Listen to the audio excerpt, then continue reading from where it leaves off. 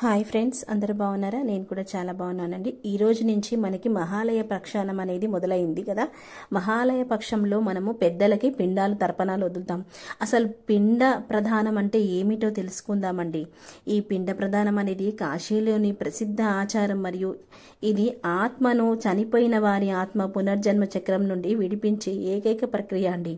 ఇలా పిండ ప్రదానం చేస్తే చాలా మంచిది, మన నుండి వాళ్ళు విముక్తి కలుగుతారంట. ఇది ఇలా ఉంటే చాలా మంది వదిలేస్తారండి చెయ్యకుండా. పితృదోషం వస్తుంది. ఈ పితృదోషం అంటే ఏంటో తెలుసుకుందాం. దీర్ఘకాలిక వ్యాధులు, అనారోగ్యము, ఏ పని కాకపోవడము, కెరియర్లో మనకి ఆటంకాలు, వృత్తి జీవితంలో స్థిరంగా ఉండకపోవడము, దోషము, మానసికంగా ఆరోగ్యానికి చేస్తుందండి. చివరికి మొత్తం మనకి ఏ పనిలో కూడా సక్సెస్ అనేది ఉండదు. పెద్దల ఆశీర్వాదం ఉంటే అన్నిట్లో కూడా సక్సెస్ అనేది ఉంటుందండి. పూజ ఎలా చేయాలంటే, మన చేతుల్లో పిండి బాల్స్ తీసుకొని వాటిని గడ్డి పైన ఉంచి పూర్వీకులకు సమర్పించాలి. అలా పూర్వీకులకు సమర్పించడం వల్ల, ఇలా చేస్తున్నప్పుడు పూర్వీకులకు శాంతి మరియు క్షమాపణలు కూడా కోరుకోవాలండి. ఏదన్నా తప్పు చేస్తే మనము ఇలా పిండ ప్రదానం చేయడం వల్ల మన పనులన్నీ జరిగిపోవడం అని మనం అనుకుంటాం. కానీ మన బుద్ధి, అహంకారము అన్నీ వీడాలండి. ముందుగా మన మనస్సు నిశ్చలంగా ఉంచుకోవాలి. కొద్దిగా మనం మారాలండి. మనము మనుషులుగా బ్రతకాలి. మేము పెద్దలకు చేసినాం కదా, మాకేమీ అవ్వట్లేదని వాళ్ళపైన మనం నిందించరాదు.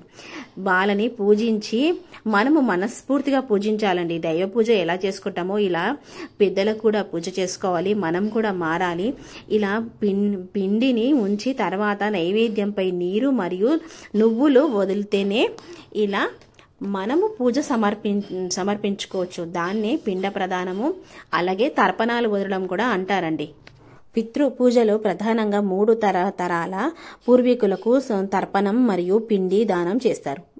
వృద్ధాప్యం రాకుండా మరణించిన కుటుంబ సభ్యులకు కూడా పితృపూజ చేస్తారండి. పితృపూజ చేయడం వల్ల పూర్వీకులు వాళ్ళ ఆత్మలకు కూడా మనము ముక్తి లభించడం అనేది చాలా ఇంపార్టెంట్ అండి. ఇది కొడుకులు ఉన్నవాళ్ళు తప్పకుండా చేసుకోవాలి. పెద్దలకి ఇలా పూజించి మనం పెద్దల ఆశీర్వాదం తీసుకుంటే ఈ నెలలో ఏ కోరికైనా సరే, ఏదైనా జరగని పనులున్నా కానీ శీఘ్రమే పెద్దల ఆశీర్వాదంతో జరిగిపోతాయంట.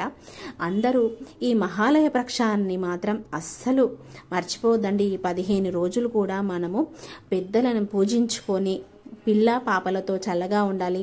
అన్నిట్లో విజయం సాధించాలనే కోరుకుంటున్నానండి. కొత్తగా పెళ్ళైన వాళ్ళు, గర్భవతులు, కొత్తిల్లు కట్టిన వాళ్ళు కూడా ఇలా తర్పణాలు కానీ పిండ ప్రదానం కానీ చేయకూడదండి. కానీ చెయ్యకూడదని ఉట్టిగా వదిలేయద్దండి. మనము అలా గుడిలో ఇస్తే కూడా చాలా మంచిదంట.